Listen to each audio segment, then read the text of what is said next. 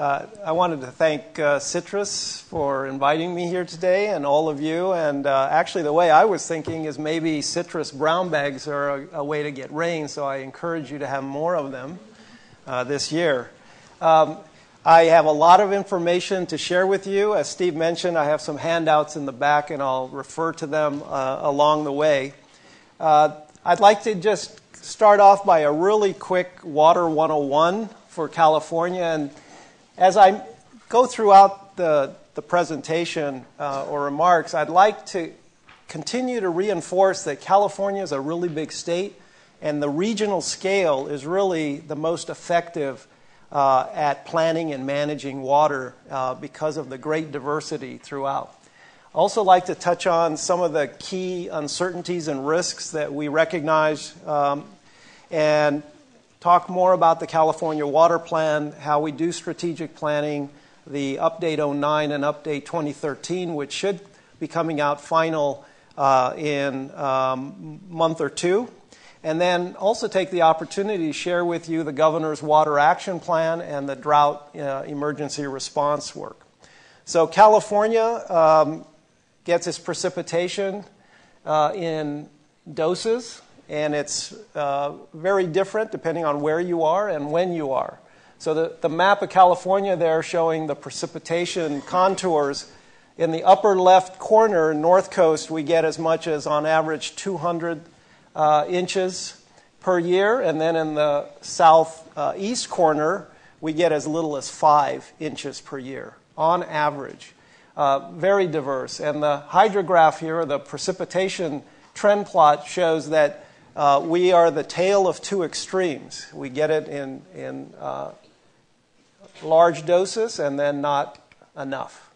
So in response to this, if you put a transect that goes basically from here to Lake Tahoe, about 80% of our runoff occurs north of that transect, about 20% south of that. However, as we have populated and engaged in agriculture in California, our water uses are almost inverted. So about a third of our water uses are north of the transect and 2/3 south. And as a result, over the last 150 years or so, local, state, and federal entities have developed some extensive water infrastructure, flood management infrastructure, water quality and treatment infrastructure. And what I'd like to really hit home with that pie chart is that the state and federal water projects really only deliver about 15-16% of the water that's used on average. It's really the local agencies that are responsible for and manage the local surface water projects, the Colorado River Project, and then groundwater in California is locally managed. As a result, some areas of California are net water exporters. Those are the white areas. The exception is the Colorado River region in the southeast. They're not really an exporter. They're kind of a pass-through as the Colorado River water comes from east to west to the south coast. The darkest shaded areas are our most populated areas, and they get as much as more than 60% of their water use from other regions. Central coast about 30%, and then the Tulare region there in the middle, that's our most productive agricultural area of California, and it gets between 30 to 60% of its water from elsewhere. And as we have plumbed this very complex and elaborate water system, we happen to use the San Francisco Bay Delta as a transfer point, as a junction. And that has caused some unintended consequences, extreme pressure on the estuary and its fisheries. And as a result, the state and federal projects aren't really able to operate the projects as they were originally designed because of new regulations and constraints on those operations. So if we look at the delta there in the blue, about 3/4 of its water comes from the Sacramento River Valley, about 16% from the San Joaquin, and another 10% from the eastern tributaries. Of that water, about 8% is used within the delta, primarily for agriculture. Another 65% on average flows through the San Francisco Bay into the Pacific Ocean. About 12% is managed by the federal Central Valley Project. It is primarily used for agricultural production in the Central Valley. And then about 15%, the State Water Project, which goes primarily to urban uses in the Bay Area and Southern California. So I'd like to hit home that California has 4 major water reservoirs: snowpack, our surface reservoirs, our groundwater basins, and soil moisture. And sometimes we forget that of our surface reservoirs, we have about combined 13.5 million acre feet per year of storage in the Sacramento Valley, about 11 million acre feet per year in the San Joaquin. Our snowpack on average provides 15 million acre feet per year. However, because of climate change and warming, just a 5-degree Fahrenheit increase in the ambient temperature could result in a 4 to 5 million acre foot reduction of that 15 million acre feet. So as much as a third of our snowpack storage could be reduced. Groundwater is a very important part of our water portfolio, and regions depend on it extensively. The blue bars is the total water use on average in each of the hydrologic regions. The green bars is how much of that water use comes from groundwater. And you'll see that in some regions, the blue bar and the green bar are pretty much the same size, and that means that they're heavily dependent on groundwater resources. About a third on average of our water supply comes from groundwater, but in years like this, that can increase to as much as 40, 50 or more % of the water use is met through groundwater. Now that in turn has resulted in what we call groundwater overdraft, and that means a long-term decline in our groundwater, the levels in our groundwater basins. We estimate somewhere between 1 to 2 million acre feet per year on long-term average, but that's a really big guess because we do not have enough monitoring information to tell us what that is. Growing recognition that water and energy have an important nexus. This big pie chart here is the total amount of energy used per year in California. And you'll see that about half of it comes from crude oil, about 19% from natural gas, and 32% from electricity. Of the natural gas, about 32% of the natural gas and 19% of the electricity is used for water management. So of the large circle, that amounts to 12%. So California water management and water uses on average about 12% of the total energy in the state. And if you further break that down, of that 12%, 2% is used for what we call conveyance, treatment, and distribution of water.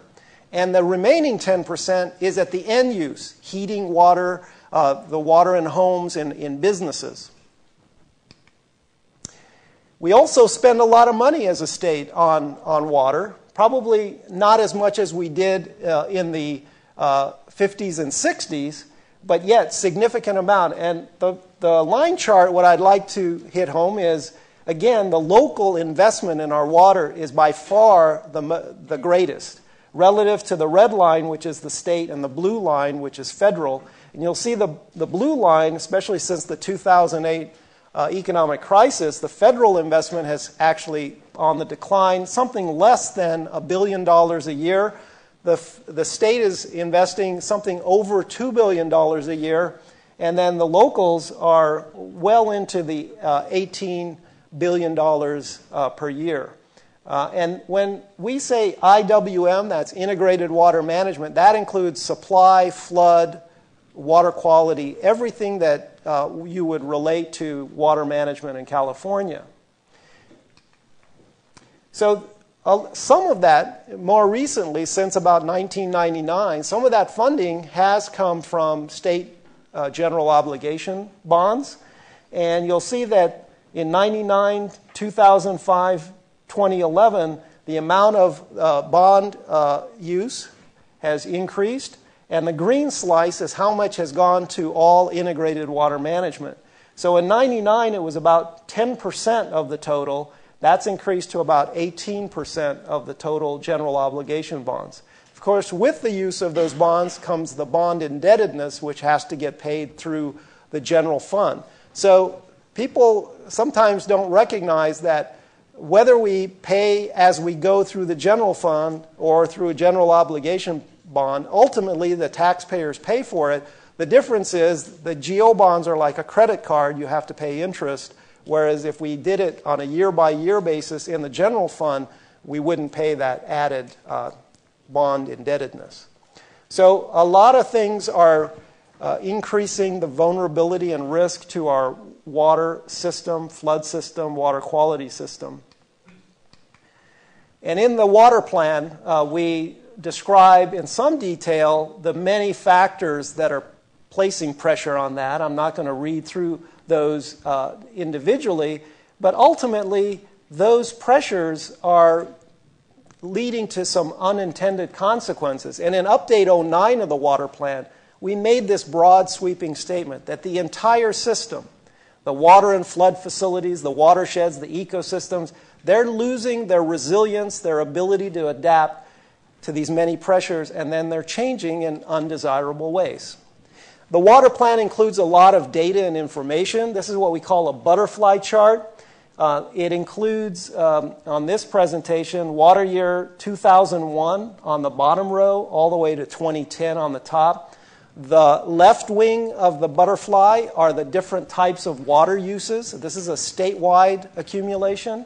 The right wing are the different sources of supply used to meet those uses. And when you take one of those years, like let's say 2010, and play it out in the different hydrologic regions, you observe that the mix of uses and the mix of supplies are quite different depending on where you live in the state, further reinforcing this idea that the regional scale is important for water management in California. Now, I'd mentioned groundwater overdraft. This plot is from 1940 to the present. For one well in Fresno County, it's the well elevation plot. The water surface elevation over that time period dropped 120 feet. That's a 12, 13-story building. And as a result, in some areas of the Central Valley, subsidence has been 30 to 40 feet. As the water's been extracted, the soil structure has basically collapsed unto itself, and that is no longer available for future groundwater storage. However, it's not all doom and gloom, because here's a well in South Yuba County for the same time period, and you see until the early 1980s a very similar trend. However, at that time, they implemented what's called a conjunctive water management program, where they're managing surface water and their groundwater basin together, and they've actually recovered their groundwater levels to what it was in 1940. So groundwater overdraft with good management is recoverable.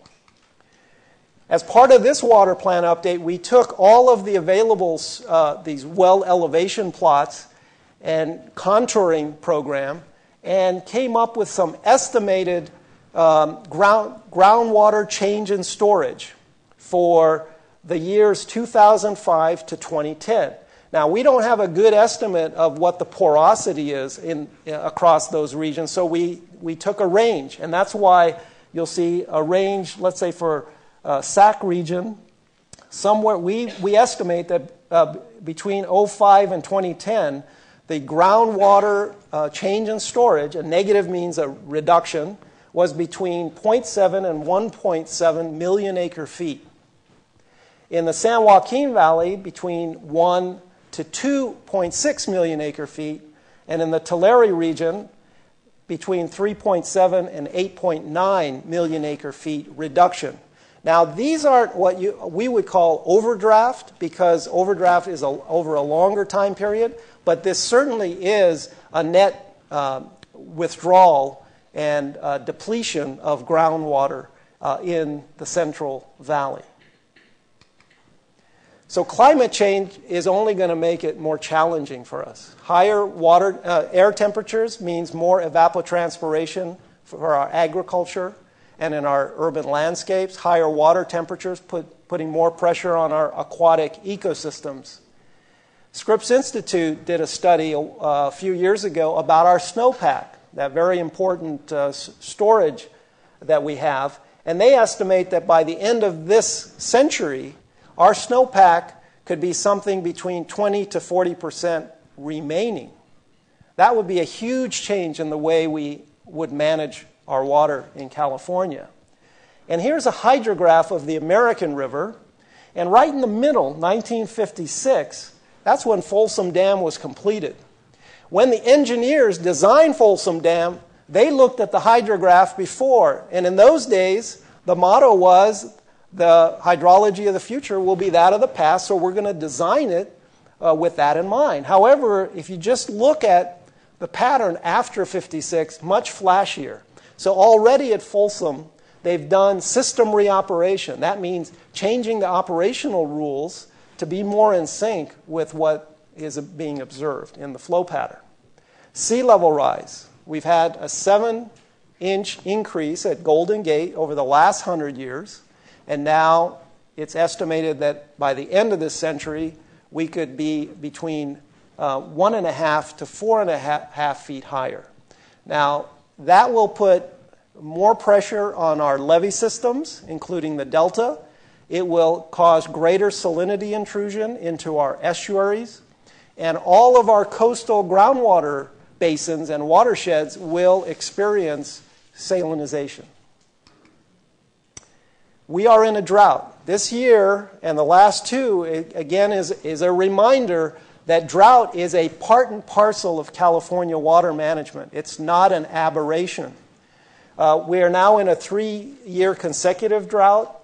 We estimate that the snowpack content is about 22% of average. Northern Sierra precipitation is about 38%. Southern Sierra, about 1/3 of average. Statewide unimpaired river runoff is about 15% of average. And as you may have heard, the State Water Project has got zero allocation to its contractors for this spring. So here is a picture of the snow water content. And up to just last week, this is February, as of February 25th, Northern Sierra is 13%, Central Sierra is 30%, Southern Sierra is 21%. This kind of looks like the Scripps scenario. We are living this year in that kind of an extreme snowpack reduction scenario. And it's not like we have to wait till the end of the century. We are experiencing these conditions in the here and now, and we've got to be able to respond to it. This is a plot of precipitation from October 1st of this year to the present. The blue wedge, this is for Northern Sierra. And the blue wedge is what we experience, the pattern we experience on average over the last 100 years or so. The green line way at the top, that's the wettest year that we've recorded in 82, 83. And the bottom is 76, 77 drought. But you see right here, this is the year we're in.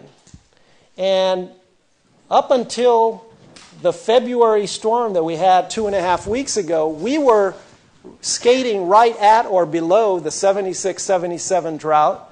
We were bumped up to above that, and we'll see where we end up by the end of this water year. This is the same plot for the San Joaquin Basin, and a very similar thing. However, they did not get that similar bump up as much in the February storm. Now, let's see what this storm between now and Saturday will provide us. But if you'd heard Director Mark Cowan's remarks after the governor declared the drought emergency. He basically said back in February, we would need rain every other day through May to just reach average for this water year. So we're still a ways away, and we're probably going to have a pretty tough summer.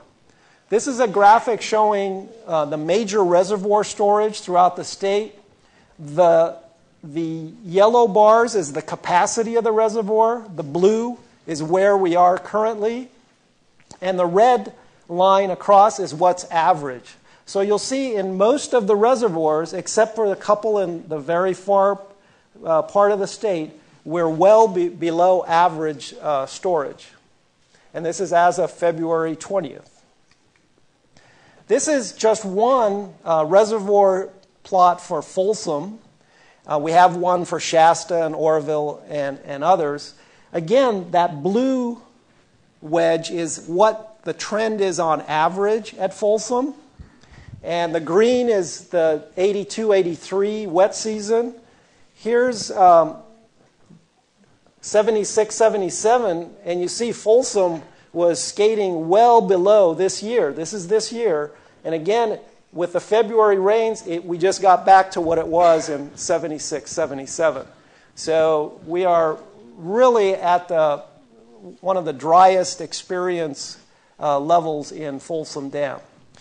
So now, kind of thinking about all those uncertainties and strategic water planning, we've gone to a multi-scenario approach in the California Water Plan.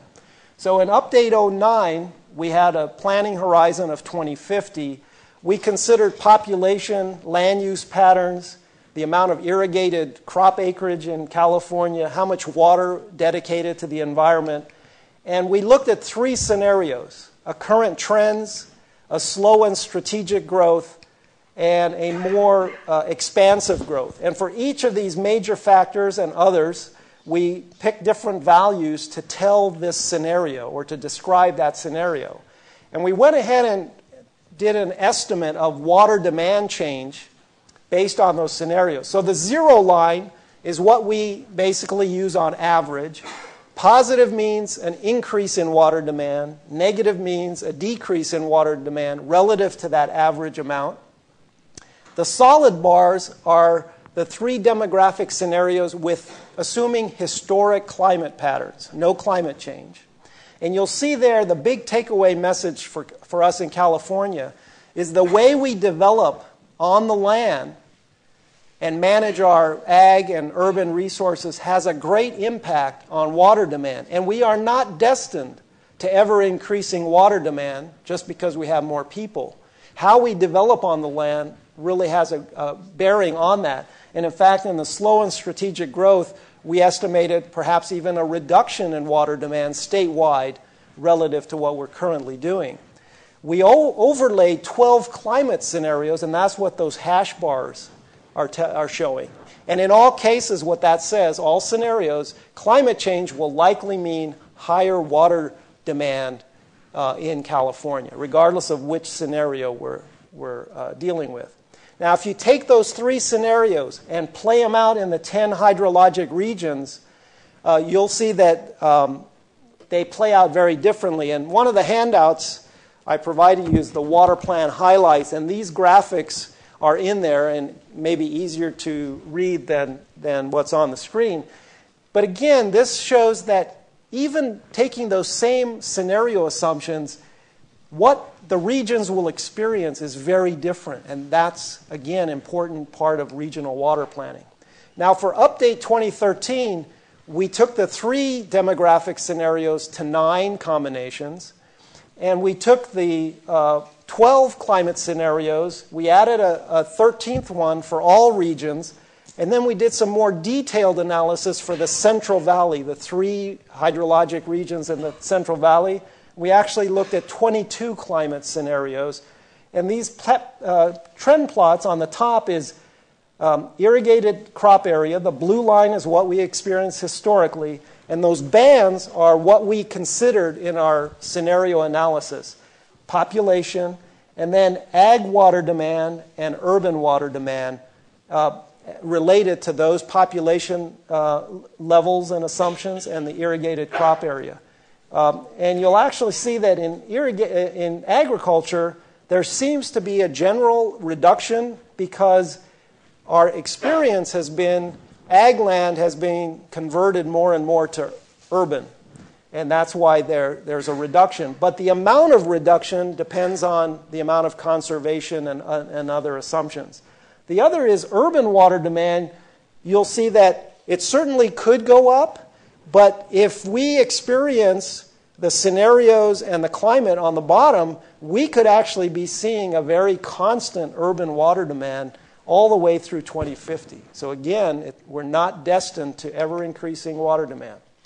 So the state and the governor stepped up this last couple of years. In May of 2013, the governor signed an executive order saying that we need to begin to streamline water transfers between ag and urban. In October, we released a public review draft of Update 2013. I'll talk more about that in a minute. And then in December, the governor directed the state agencies to convene a interagency drought task force. The governor's Office of Emergency Services, Cal OES, leads that, and they have been meeting weekly since December to stay on top of the drought conditions and the consequences in different parts of the state, and to be prepared to provide assistance to, in particular, small water communities, small water systems that are likely going to feel the effects of the drought sooner than the larger systems. And then just this January, the governor declared the drought emergency, and he released his water action plan. And as part of the drought proclamation, it actually identifies 18 objectives and subtasks for the various agencies to work on and achieve as part of this drought response activity. And if you go to the governor's website, you can see the drought proclamation, and all of those 18 are spelled out. Now, every week when the drought task force meets, there is a tracking sheet, and each agency is being asked to track what are you doing on those objectives that pertain to your area. The governor, as I mentioned, released his water action plan, and if you haven't, I would strongly encourage you to go download it. It's a short document, less than 20 pages.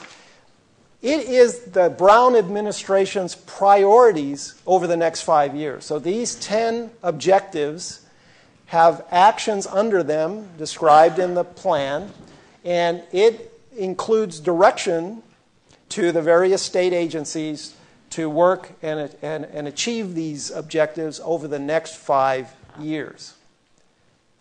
Now, as this water action plan was being developed, we were working on the California Water Plan 2013. So in fact, we were able to provide information that had been developed for the water plan to the various agencies working on the water action plan and inform that. The water action plan, in turn, is setting those priorities that are going to lead to the actions. And these 5 bullets here are some of the key messages that are coming out of both the water action plan and the California water plan. And again, I'm not going to read them, but each one is a very meaty message that's further developed in the plan. So let's talk about Update 09 and some of the key aspects. I'd like to share that the water plan and I turned 57 this year. In 1957, Bulletin 3 was the first California water plan that DWR did. We have updated it 9 times. We're now working on the 2013 update. And in the last 10, 15 years, as you may expect, or not be surprised, the legislature and the governor have been increasingly interested in what's the content of the water plan and how it's put together. Now, here is a really important, that last bullet is really important. The water code actually has a statement that says, while DWR, we have to do the plan and its updates, It includes no mandates, and it doesn't automatically appropriate funds. So this is the legislature's way of telling the executive branch, you develop the plan, but you can't implement it without us. So in '98, when we put out the water plan update, there was a broad negative response by many stakeholders. They did not like the content. They said it looked more like a status report. It wasn't a policy recommendation document. And they said it was too much of a black box, and the assumptions weren't very readily understood, and the public and stakeholders weren't adequately engaged. So after an entire year of workshops in '99 and another year in 2000 of scoping, DWR executive committed to a new approach, a more open and transparent process, seeking collaborative recommendations, and having this look like a strategic planning document. And one of the handouts I've provided is over the last 12, 13 years, it's a summary of some of the tools and techniques we've used to improve communication, access, collaboration, agency alignment, and tracking progress and metrics. So this busy Venn diagram is a reminder that to do integrated water management, it takes a lot of people.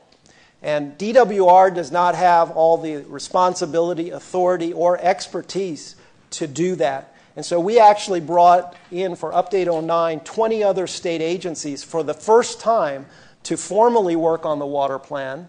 And by doing so, we were able to use their experts to help develop content for the water plan in a much broader integrated water management approach.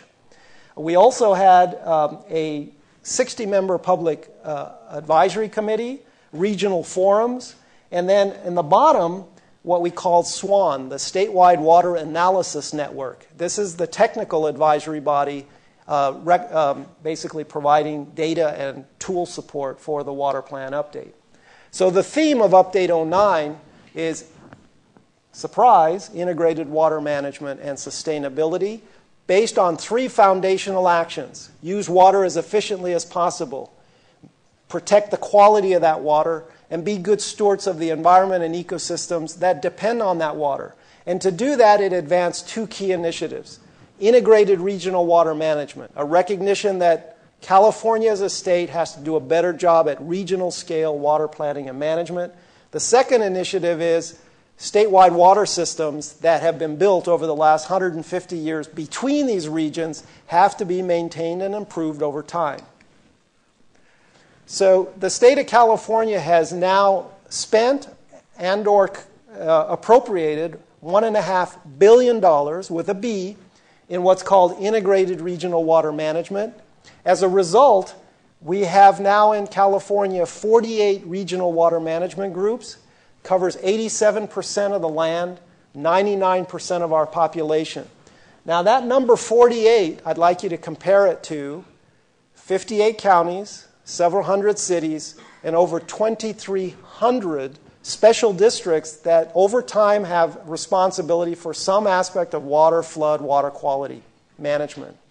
So what we're really trying to do at the state level is encourage these entities to come together in regional collaboratives, develop integrated regional water management plans, diversify their portfolio of assets to meet their varied problems, integrate their data and tools and resources, and at the bottom line is to increase regional self-reliance.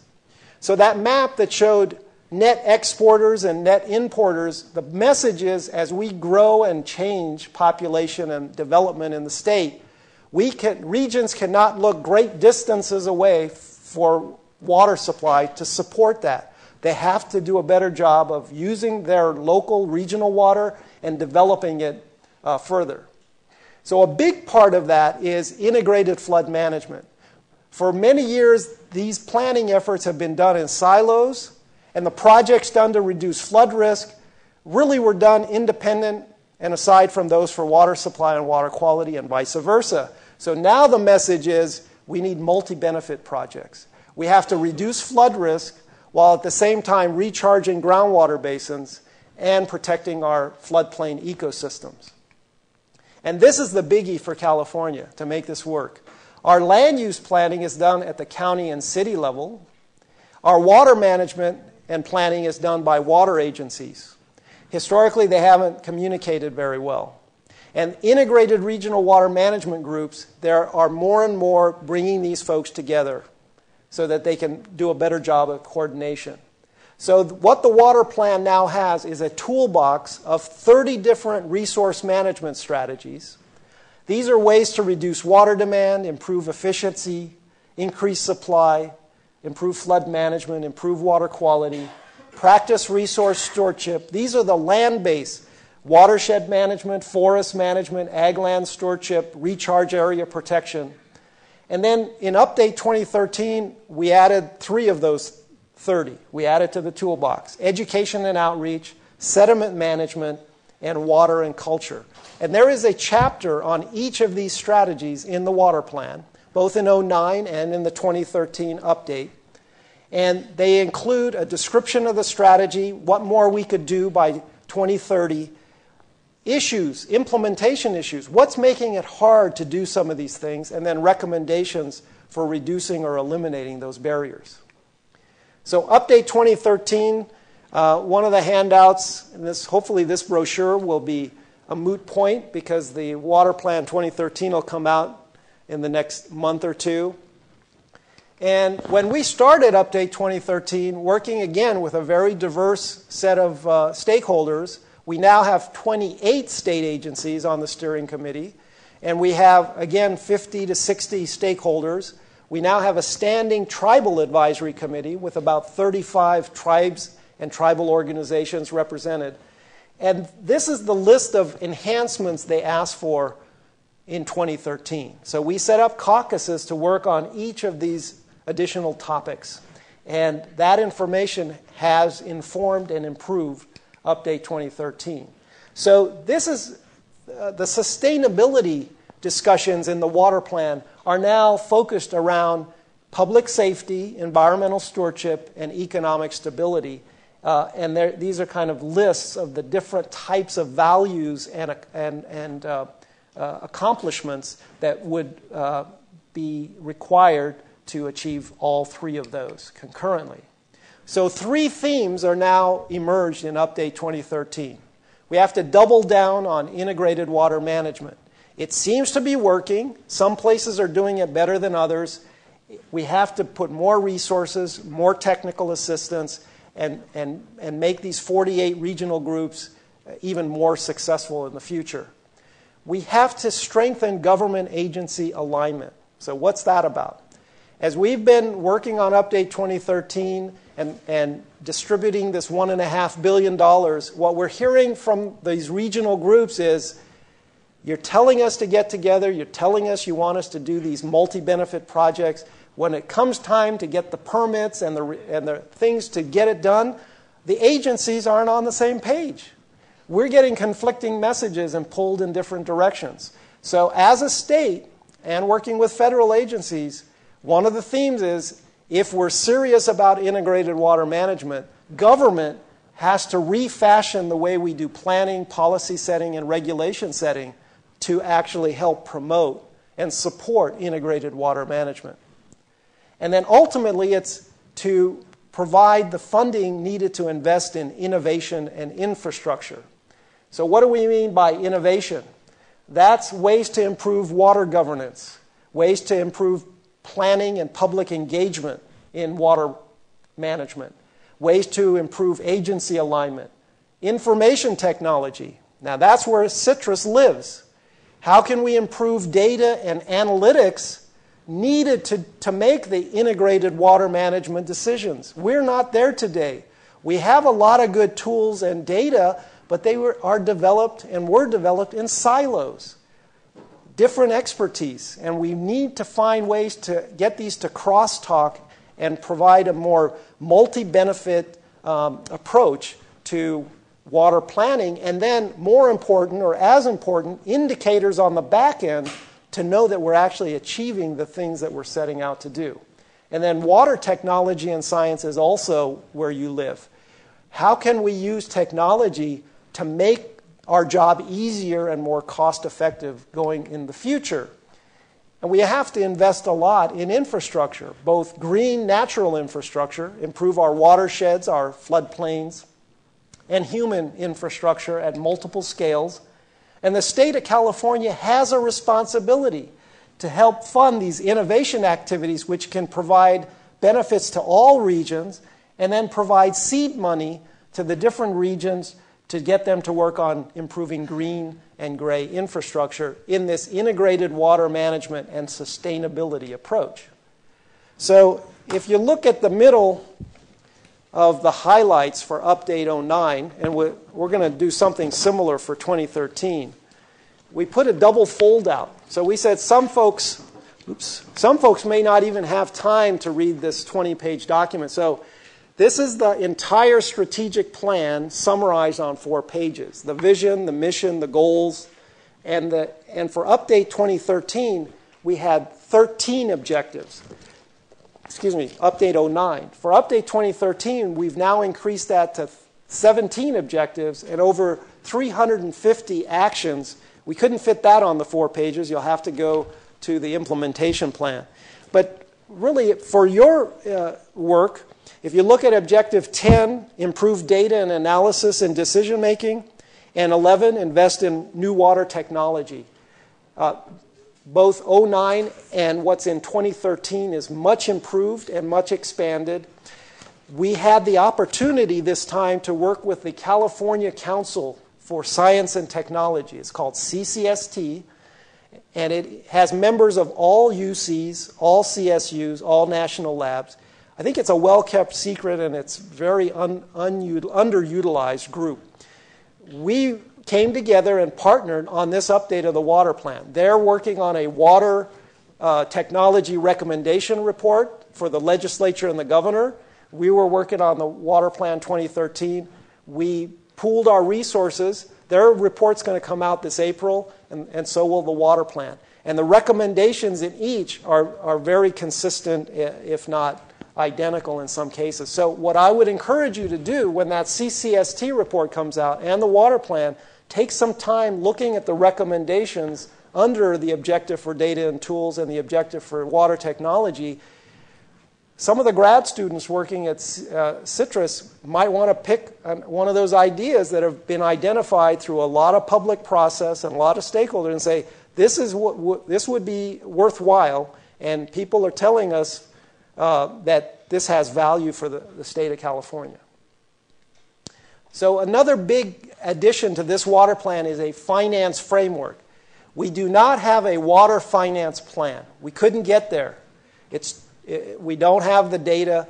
But what we did do is lay out a framework for what it takes, an 8-step storyboard or process, to actually have that conversation. What are the goals? What assets do we have today? What more do we need in the future? What's that gap? What's the role of state government? And the role of state government in providing innovation and infrastructure, how much would that cost? And then finally, who's going to pay for that? And if the problem is we as a state don't agree on what's the role of state government. And so it doesn't make sense to jump to the discussion, how much will it cost and who will pay, until we agree what is the value added from state government. So the water plan is over 3,500 pages now. We've organized it in volumes based on their intended audience. The highlights is kind of the overview document. The strategic plan, more of the for policymakers. We have 12 regional reports. So each region has their own mini plan in here. And then the 30 resource management strategies. And we have a reference guide with many, many supporting articles. You'll see we're right at the end of our timeline. We had hoped to finish at the end of March. It's taking a little longer. And with the drought response, some of our staff are being pulled off on that work as well. So we're hoping that it'll be late April, early May. If you're interested in more information on the water plan, we have a fairly user-friendly website, and we have a water plan e-news. It comes out every Wednesday afternoon. This afternoon, one will come out. And if you subscribe to that, you'll get a one-page update on information about the water plan, but we also include a lot of other reports, data, resources on California water. And with that, I'd be happy to take any questions.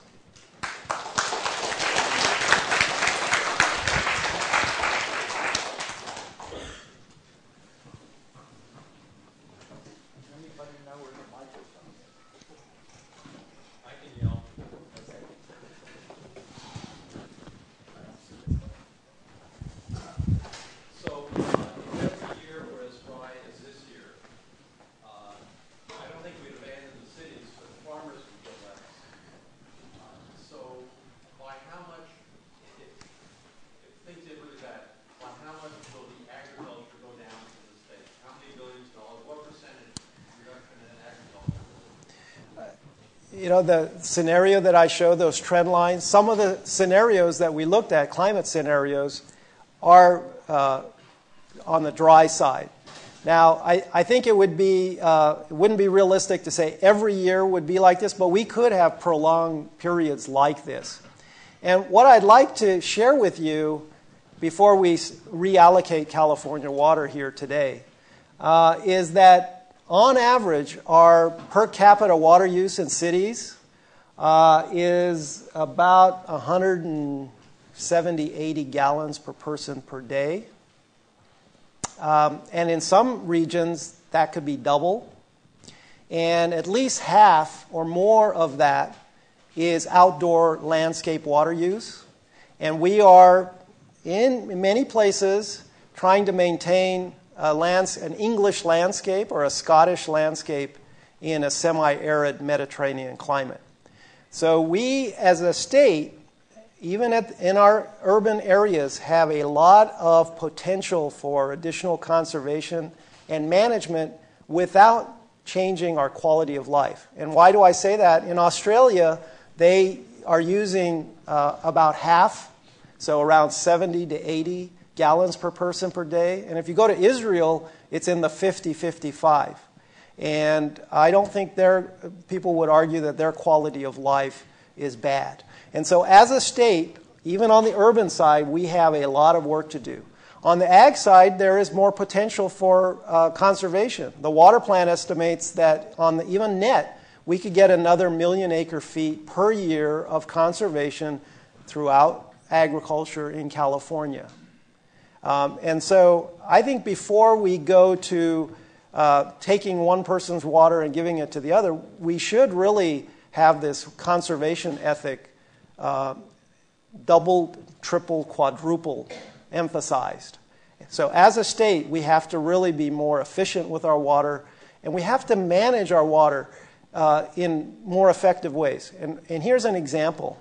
When people were not in these regional collaboratives, they had their set of problems and they had some of their assets. And many times the assets they had couldn't solve their problems cost effectively or at all. But as they're coming together with their neighbors in a broader regional context, they're recognizing that they can mix and match assets with problems toward a common benefit. So here's an example. Let's say I was a water agency that had primarily surface water, and I now partner with someone that has a groundwater basin which has space for groundwater storage. Boom, a conjunctive water management program. Here's another example that Orange County experienced. They had more wastewater than their existing, at that time, ocean outfall could handle. So one option was build another ocean outfall or enlarge it. What they ended up doing is building a regional recycle water plant, treating that wastewater, and sending it uphill to people who needed a new water supply that was willing to pay for it. They wouldn't have, if they hadn't partnered, they wouldn't have been able to pay for that regional recycle water. So at a regional scale, new opportunities are presenting themselves that individual entities could not accomplish. And so I think we have a lot of those opportunities yet out there. And again, I think that can take us a long way to prepare for droughts like this and to be able to manage. The other part is just communication.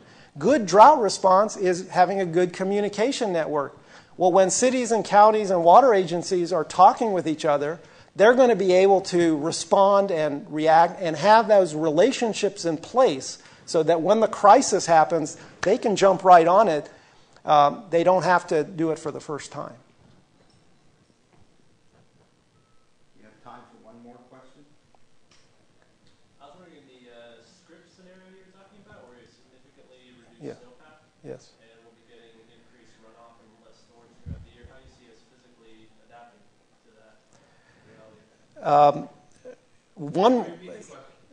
Yeah, thank you. The question is, if the Scripps scenario came to pass and our snowpack was down to somewhere 20 to 40% remaining of what we have now, as a state, how could we respond to that?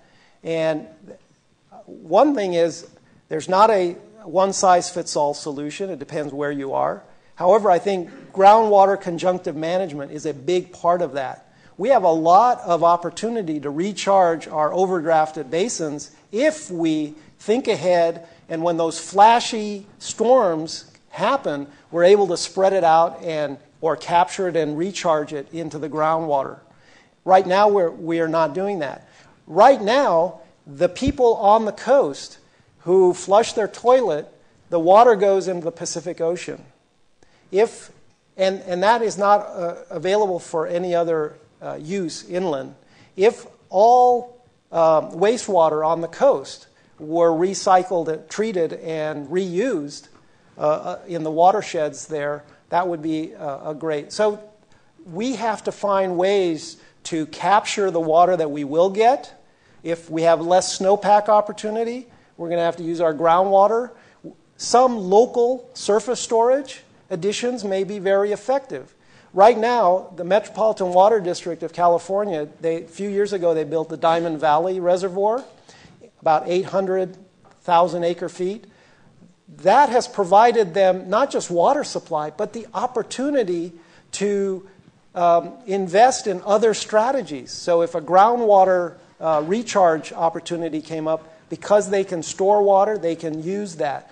In fact, when they do water conservation, that allows them to keep more water in storage. So there's actually a direct synergy there. So Los Vaqueros, Diamond Valley, these kinds of smaller regional scale surface storage might also be another a strategy. Okay, with that, let's thank our guests. Thank you.